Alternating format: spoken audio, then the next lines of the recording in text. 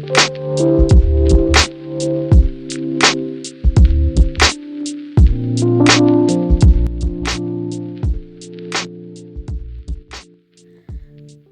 Gede Harjonagoro, atau yang biasa dikenal dengan Pasar Gede, adalah salah satu tempat ikonik yang ada di kota Solo. Pasar ini diberi nama Pasar Gede atau Pasar Besar karena terdiri dari atap yang besar. Pasar ini selesai dibangun pada tahun 1930. Seiring dengan perkembangan masa, pasar ini menjadi pasar terbesar dan termegah di Surakarta. Pasar Gede terdiri dari 2 bangunan dengan 2 lantai dan terpisahkan oleh jalan.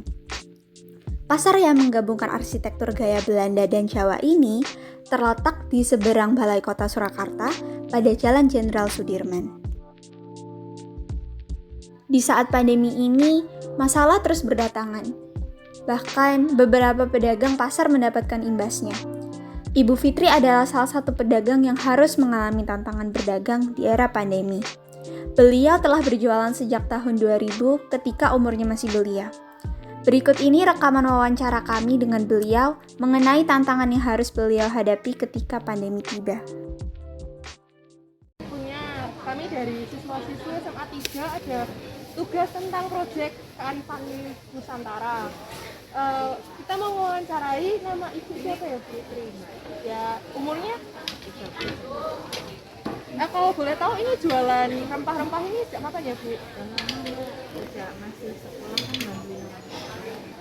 Berarti dari kecil ya, Bu? Kira-kira tahun berapa ya, Bu?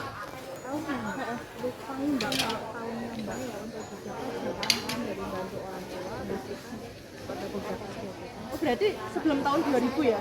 Iya, dalam Terus ini jualannya apa aja, Bu?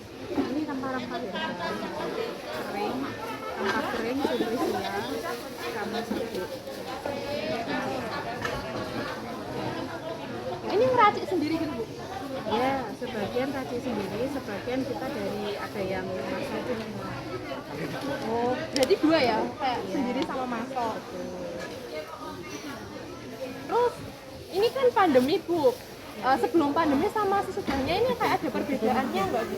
Kalau awal pandemi mungkin iya banyak banget perbedaannya, mungkin penjualan meningkat. Tapi kalau semakin ke sini saat ini sama saja mbak, sama seperti pandemi. Oh, awal pandemi malah meningkat ya, Bu? Iya, awal pandemi meningkat karena orang kan kebanyakan pada butuh herbal ya mbak ya. Oh iya, yang itu ya. Terus ini barangnya ini masuknya dari mana? Kalau masuk barang itu sebenarnya dari mana-mana mbak, kita dari ada yang dari luar Jawa, ada yang dari luar kota. Cuma kita kan sistemnya barang datang, ada yang datang tawar kita beli seperti itu. Nah, terus kalau yang kemasan kita biasanya sama. Tapi ini kira-kira ada yang import nggak, Bu? Kalau yang impor ada, tapi kita lewat sales mbak, kita nggak ambil langsung imported gitu enggak. Kita biasanya ada sales gitu. Mungkin ada sebagian dari impor, tapi itu dari sales mbak. Udah, Bu, segitu aja.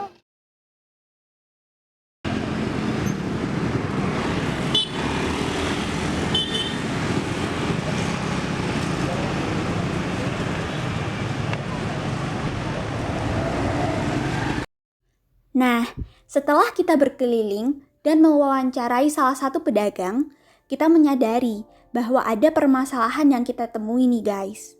Saat kita berkeliling pasar, kita melihat sampah di beberapa spot, seperti di sudut pasar atau tempat yang jarang dikunjungi pembeli.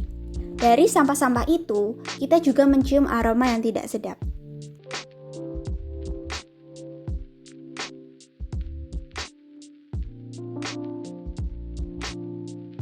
Setelah kita puas berkeliling, akhirnya kita mencari tempat beristirahat sambil memikirkan kira-kira solusi apa yang dapat kita lakukan dari permasalahan-permasalahan tersebut agar penjual dan pembeli sama-sama nyaman dalam melakukan transaksi jual beli di pasar. Terlintaslah solusi seperti memakai tote bag sebagai pengganti plastik kemasan karena jenis sampah yang sering kita jumpai selain sampah makanan adalah sampah plastik. Selain itu, kita juga dapat membawa botol minum sendiri agar ramah lingkungan dan dapat mengurangi sampah. Dan yang paling penting dari semua itu, kita harus membuang sampah di tempatnya, guys. Masa udah disediakan, malah tidak digunakan?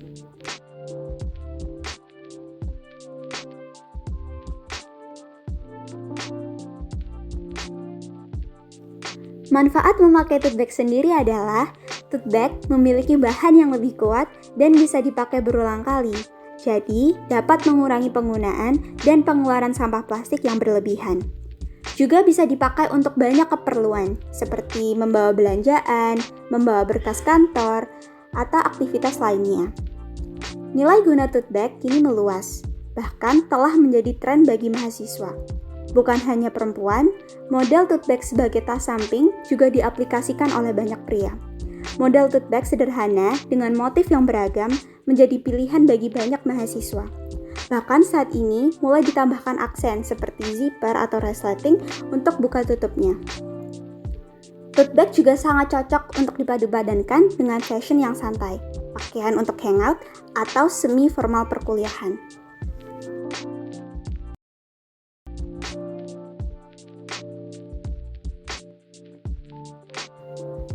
Manfaat membawa tumbler atau tempat minum sendiri adalah dapat menghemat biaya, mengurangi pengeluaran sampah plastik, dan lebih higienis.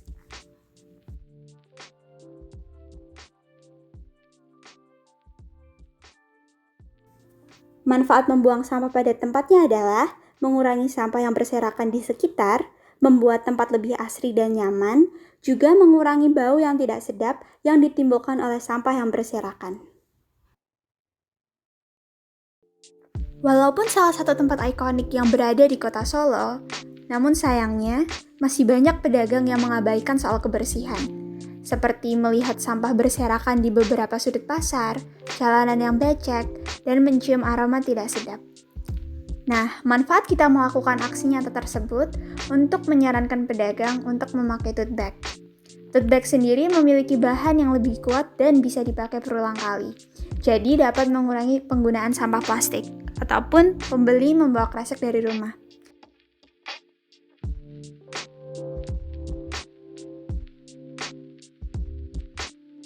Maka dari itu guys, kita berharap kalian bisa mengikuti aksi nyata yang telah kita lakukan. Terima kasih telah menonton, jangan lupa di like ya. Have a nice day!